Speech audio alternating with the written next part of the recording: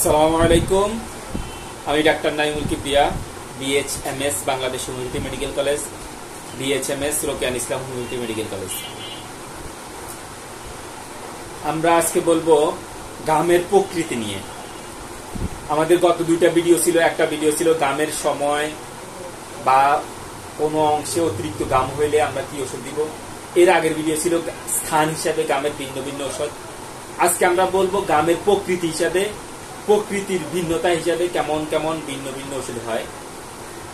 ভিডিওর শুরুতেই আমরা আজকে সতর্কতা হিসাবে বলবো যে আমরা আমরা প্রায় যে কথাটা বলি যে আমাদের এই ভিডিওগুলা শুধুমাত্র রুগীদের বোঝার জন্য এবং নতুন ডাক্তারদের শেখার জন্য, কিন্তু এই ভিডিও থেকে কেউ নিজে নিজে ওষুধ প্রয়োগ করবেন না এবং কেউ এটাও মনে করবেন না যে এই রোগের জন্য বা এই সমস্যার জন্য এই ওষুধে যথেষ্ট। কারণ আমাদের একটা ওষুধ নির্বাচন করার জন্য আমরা অনেক ব্যাপার দেখি, যেমন ঘামের ব্যাপার দেখি, এরকম আরো অনেক বিষয় দেখি, ঘুমের কথা দেখি, স্বপ্নের কথা দেখি, খাবার দাবারের কথা দেখি, অনেক কিছু দেখে তারপরে আমরা একটা ওষুধ নির্বাচন করি।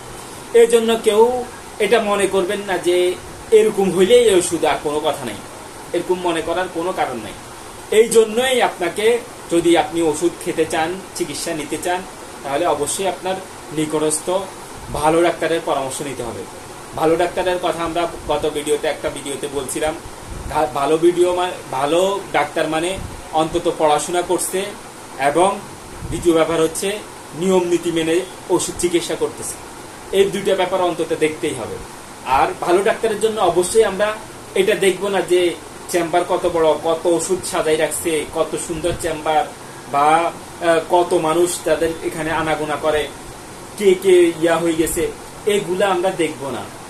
আমরা এগুলা দেখবো, এটা দেখা নিষেধ না। এগুলার সাথে সাথে আমরা এটাও দেখবো যে আসলে উনি কি পড়াশোনা করছে, উনি কি নিয়ম নীতি অনুযায়ী ওষুধ দিচ্ছে, এই ব্যাপারগুলা দেখবো। তো আমাদের এই সতর্কতার পরে আমরা যে ব্যাপারটা বলবো, কেউ চাইলে আমাদের থেকে ওষুধ নিতে পারেন। আমাদের অনলাইন এবং অফলাইনে চিকিৎসা সেবা চালু আছে। এরপরে আমরা আমাদের ওষুধের কথা বলবো, সেটা হচ্ছে ঘামের প্রকৃতি। যাদের ঘামটা তৈলাক্ত বা চেটচেটে ঘাম হয়, তৈলাক্ত ঘামের জন্য বা চেটচেটে ঘামের জন্য আমরা মার্কুরিয়াস সলিউবুলাসের কথা চিন্তা করব।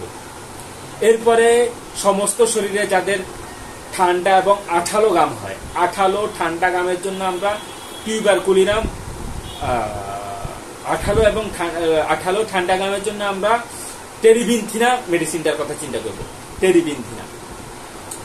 এরপরে যাদের সমস্ত শরীরে শীতল ঘাম দেয়, ঠান্ডা ঘাম পুরো শরীরে দেয়, এদের জন্য আমরা ট্যাবেকাম মেডিসিনটার কথা চিন্তা করবো, ট্যাবেকাম মেডিসিনটার কথা চিন্তা করবো এবং ইউফ্রেবিনাম মেডিসিনটাও আসতে পারে। এরপর আমরা বলবো খাবারের সময় কপালে ঠান্ডা ঘাম এবং ঠান্ডা ঘামে সারা শরীর ভিজে যায় এবং এদের পেট যেন নিচের দিকে ঝুলে যায়, বা বেল্ট দিয়ে যারা বেঁধে স্বস্তি পায় না, এদের কাছে মনে হয় পেটটা যেন নিচের দিকে নেমে যাচ্ছে বা ঝুলে যাচ্ছে, এদের জন্য, এদের ঘামের জন্য, সুরা শরীরে ঘামের জন্য আমরা অ্যাসিড সালফের কথা চিন্তা করবো, অ্যাসিড সালফ। এরপরে যাদের পোশাকে ঘামের কারণে দাগ পড়ে, কমন ভাবে হলদে দাগ পড়ে, যাদের পোশাকের মধ্যে ঘামের হলদে দাগ পড়ে, এদের জন্য আমরা কার্বোঅ্যানিমেলিস এবং ফেরামমেটের কথা চিন্তা করব। এরপরে আমরা দেখব যদি কাদো ঘাম গরম হয়, উত্তপ্ত ঘামের জন্য আমরা ল্যাকিসিসের কথা চিন্তা করব। ল্যাকিসিস একটু জটিল মেডিসিন, কিন্তু উত্তপ্ত ঘামের জন্য আমরা ল্যাকিসিসের কথা ভাবতে পারি। এরপর আমরা বলবো কপালে এবং মুখমণ্ডলে বিন্দু বিন্দু গরম ঘাম।